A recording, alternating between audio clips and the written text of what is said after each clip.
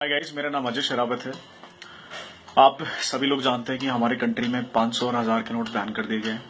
8 नवंबर को मोदी जी के खुद के भाषण के बाद जब ये नोट बैन हो गए तो मैं वेट कर रहा था कि कुछ लोग नई नई तरह की थ्योरीज निकालेंगे, बिकॉज पहली बार करप्शन को खत्म करने के लिए एक पहली बार ऐसा प्राइम मिनिस्टर आया जिसने इतना सख्त स्टेप लिया है। और अगर आप लोग को लगता हो कि ये सडन हो गया, जैसे सारे पॉलिटिशियंस करें नहीं, अचानक कैसे कर सकते हो, जनता कह रही है अचानक कैसे कर सकती हो, अगर आपको ध्यान ना हो, प्रधानमंत्री जी ने हमेशा आपको इशारे से जरूर बताया it was a part of a plan. ये कभी भी आपके लिए अचानक नहीं था। आपके आधार कार्ड बनाना अचानक नहीं हुआ। आधार कार्ड के बाद जनधन योजना चलाना जिसमें आपके बैंक अकाउंट खोले गए, आपकी चीजों को पेपरलेस किया गया, वो अचानक नहीं हुआ।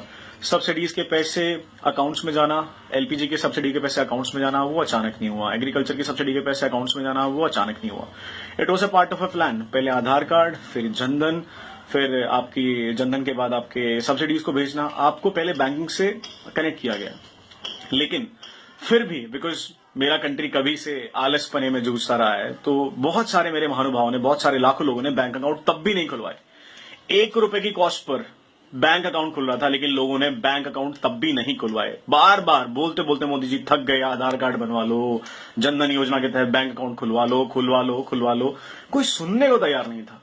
ठीक है, फाइनली 8 नवंबर को यह स्टेप ले दिया गया कि 500 से 1000 के नोट को हम बंद कर रहे हैं, ताकि हम करप्शन के एक बहुत बड़े लेवल को खत्म कर सकें और पूरी मार्केट की करेंसी मार्केट के अंदर वापस आ जाए, जो कि घरों में दबी पड़ी हुई है। अगर आपने देखा हो, लोग कह रहे हैं कि अभी कि भाई इससे करप्शन पर कोई फर्क नहीं पड़ेगा, खासकर मेरे माननीय योग पुरुष केजरीवाल जी। सही बता रहा हूं केजरीवाल जी, अगर ये डेमोक्रेसी और कानून ने हमारे हाथ नहीं बांधे होते ना, सच में हम आपका मार मार के मोर बना देते हैं। मतलब सोचो, इतना फ्रस्ट्रेटेड हो गए हम लोग एज ए यंगस्टर, आपको देखते देखते, आपकी बातों को सुनते सुनते। इतने घटिया ख्यालात हैं आपके। एक छोले भटूरे वाला ना दिल्ली में आपसे ज्यादा समझदारी की बात कर सकता है। और कौन लोग, क्यों? क्योंकि मोदी जी ने आपके करप्शन का एजेंडा छीन लिया है। आप आए थे ना करप्शन का एजेंडा लेके, क्योंकि आज मोदी जी ने करप्शन का एजेंडा ले लिया तो आप सोच रहे हो कि मैं इलेक्शन किस ब्याह पर लड़ूंगा। अरे कभी तो अपनी ग्रीड को छोड़ो, अरे कभी तो अपने लालच को छोड़ो।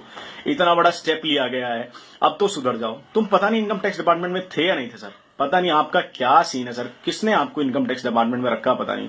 और कौन कहता है कि आप दिल्ली के मुख्यमंत्री हो यार, बस हम आपसे ही दुखी हो गए हैं। मतलब ऐसे ऐसे स्टेटमेंट।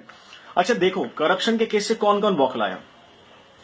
अरविंद केजरीवाल जेन्युइन था, राहुल गांधी जेन्युइन है भाई, जिंदगी भर परिवार ने घोटाला ही तो किया और क्या किया है।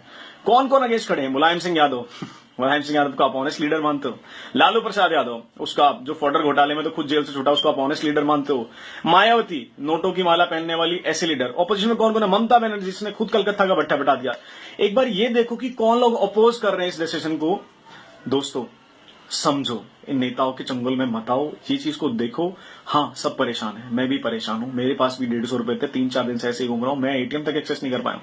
कहीं ना कहीं तक 130 करोड़ को देश को मैनेज करने के लिए मैनेजमेंट उतनी ज्यादा नहीं थी बैंक के पास। लेकिन हाँ, अभी बैंक ने कुछ मेजर स्टेप लिए हैं, जिसके तहत उन्होंने मोबाइल बैंक चलाने के लिए कहा है, मोबाइल एटीएम चलाने के लिए कहा है। मतलब आपके गांव में, आपके आसपास में अगर 6 एटीएम थे, अब मोबाइल एटीएम के थ्रू 10 वैन और खड़ी हो जाएंगी, तो आपके पास वहां 10-12 एटीएम और एक्स्ट्रा होंगे और बैंक भी शुरू हो जाएंगे।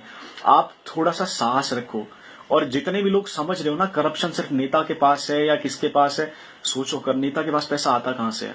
नेता को पैसा देने वाले हैं कौन? बिजनेसमैन, वेंडर्स, ट्रेडर्स, ये परचून की दुकान चलाने वाले, जितने भी जहां पे बैठे हैं, चांदनी चौक चलाने वाले। मेरा पूरा दिल्ली जानता है कि कैश पर मार्केट कैसे चलती है। आज भी दिल्ली में कितने % दुकानें हैं जो आपको बिल देती हैं? कोई बिल नहीं देता आपको। इस बात को समझो। इतने ज्यादा लोगों का पैसा मार्केट में आया जो होल्ड करके बैठे थे। आप जो लोग कह रहे हैं ना कि ये लाइनें बहुत लंबी लंबी हैं, बाहर लाइनें बहुत लंबी लंबी हैं, मैं आपको कुछ कुछ चीजें बता देता हूं लाइनें क्यों लंबी है। इनमें से आधे से ज्यादा लोग वो हैं जिनके फैक्ट्री ऑनर्स ने अपनी लेबर को छुट्टी देके, पैसे देके भेजा कि जाओ डिपॉजिट करा के लाओ और कैश एक्सचेंज करा के लाओ, ताकि वो अपने ब्लैक का व्हाइट कर सकें।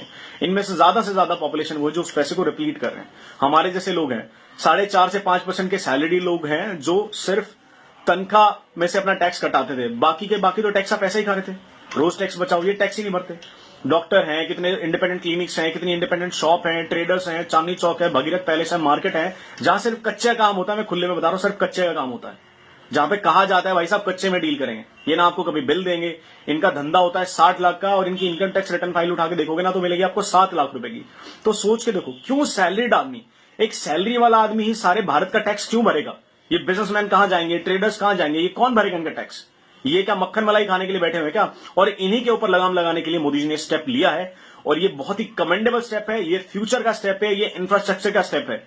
इस स्टेप के अंदर मोदी जी को अगर हम सपोर्ट नहीं करते तो हम कायर हैं, हम पे धिक्कार है हमारी जिंदगी पर कि एक ऐसा प्रधानमंत्री मिला है जो इस देश को कहीं ले जाने में सक्षम है, उसे ले जाने की राह रखता है और हम आज उसे सपोर्ट तक नहीं कर पा रहे हैं। कल आर्मी की बात जब आई तो इंटरनेट फ्लडेड था कि हम आर्मी के साथ हैं, ये हैं, सपोर्ट है। अरे इंटरनल वॉर छेड़ लो तुम, बाहर तो आर्मी बहुत अच्छी है, जो अंदर की वॉर छिड़ी है ना, मैं इससे लड़ाई लड़नी है। हमें केजरीवाल जैसे टुच्चे जाहिल और इन गवार मुख्यमंत्रियों से पीछा छुड़ाना है। मायावती की कास्टिस्ट की पॉलिटिक्स, मुलायम सिंह यादव की कास्टिस्ट पॉलिटिक्स, ये चोर बैठे हैं, पुराने पापी बैठे हैं। ये कांग्रेस आज के थोड़ी ना, ये 60 साल की दी हुई बीमारी हमें करप्शन की।